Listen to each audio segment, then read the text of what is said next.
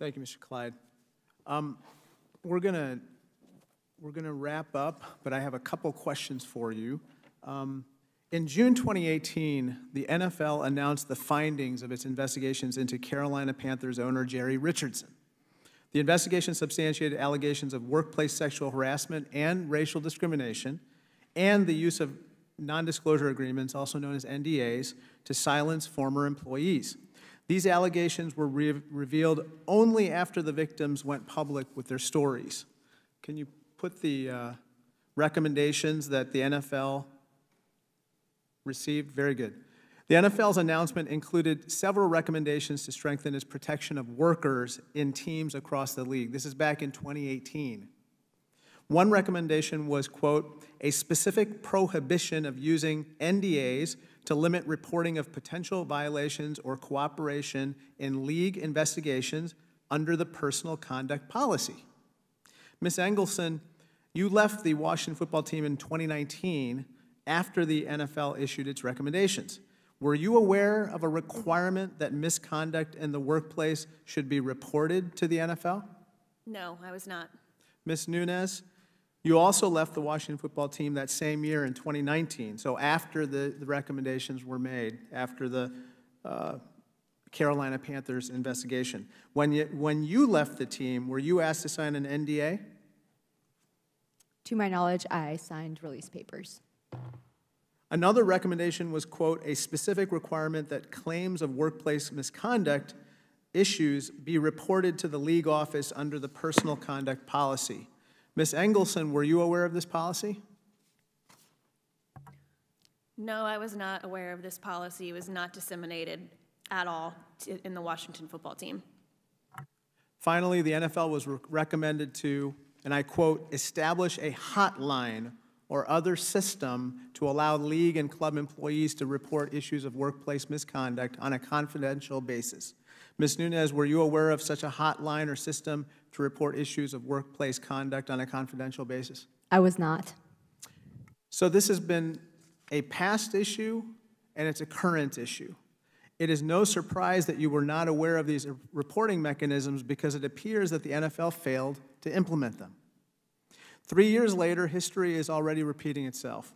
After the NFL's investigation of WFT, the NFL stated that it would implement, and I quote, a requirement that all club employees have the ability anonymously to report issues of workplace conduct to their club or the NFL. The NFL holds itself to a higher standard, yet it has repeatedly shirked its responsibility to keep workers safe. It is up to Congress to get to the bottom of why. Let me just repeat. The NFL released reports on Ray Rice, the Carolina Panthers, Deflategate, but nothing with regard to the Washington football team sexual harassment scandal.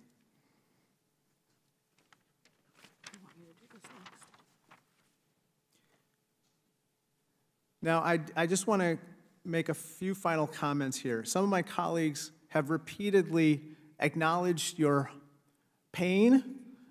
They've said that you have suffered horrific harm. But unfortunately, they say that workplace misconduct in this committee being examined is a big waste of time. That the issue of sexual harassment in one of the most prominent workplaces in this country and a cover-up on behalf of a powerful owner is simply not worth congressional oversight is absolutely wrong. The issue of sexual harassment is absolutely within the purview of this committee. And I'm so grateful for you coming here and sharing your stories again. And it's very painful. Obviously, you've provided very emotional testimony, and many of us were moved to just hearing it. I want to just say, finally, today we've heard repeatedly of sexual harassment, not just from employees, not just from middle management, but we've heard about sexual harassment by Dan Snyder, the team owner himself. And anyone who saw the Washington Commanders announcement of the team name yesterday saw that he was part of the decision-making with regard to that particular issue as well. He is front and center in the decision-making of that team, even today, despite having presided over pervasive sexual harassment and committed sexual harassment against Ms. Johnston and others himself. Ms. Johnston shared how Dan Snyder himself sexually touched her without her consent at a work dinner and then tried to push her into his limo. Ms. Coburn told us how Dan Snyder ogled at cheerleaders through binoculars during auditions and used women as, quote, sex objects and tools to increase sales. Ms. Applegate's boss told her not to wear flats because he, quote, liked the way her body looked better in high heels. Ms. Engelson's harasser humiliated her regularly at marketing meetings. Ms. Nunes' older colleague texted her suggestively about the, quote, things he would do to her. I'm so sorry you endured all this. And that's just a sampling of the outrageous behavior we heard today. And when these women reported their harassment time and again, they were almost always ignored or told to just shut up. In fact, there was no functional HR department and no system for reporting sexual harassment at WFT. And as Ms. Engelson told you, when the team finally hired executives who tried to protect employees from harassment, those executives were quickly fired. Neither the WFT nor the NFL ever did anything to protect these women, despite NFL supposedly holding itself to a, quote, higher standard. And that's why we stepped in, to protect these victims, to protect victims all across the country, and to hold the rich and powerful accountable. And as I said earlier, today is the beginning, not the end. Today is when we start holding WFT and NFL accountable for the harassment, accountable for the cover-ups. The buck stops here. Okay, we have one last person who just showed up for questions. Ms. Tlaib, are you there? Ms. Tlaib?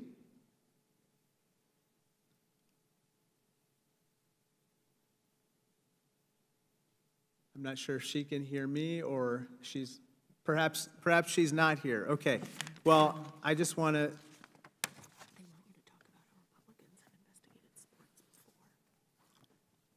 This is a bipartisan issue, the investigation of sports.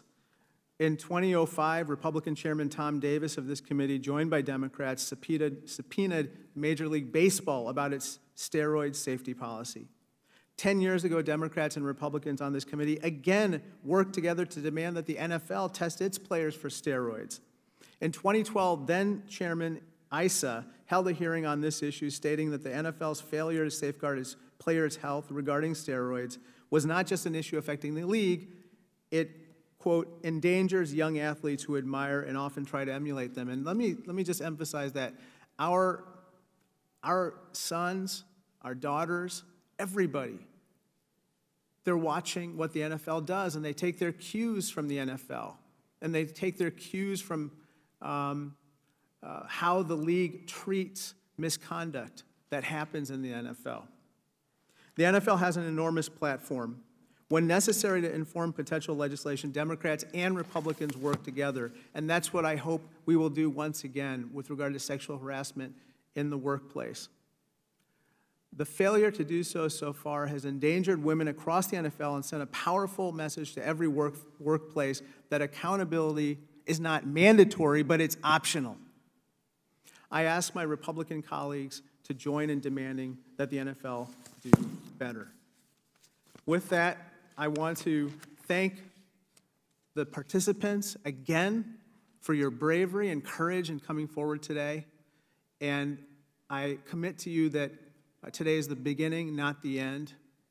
And with that, this roundtable briefing is adjourned.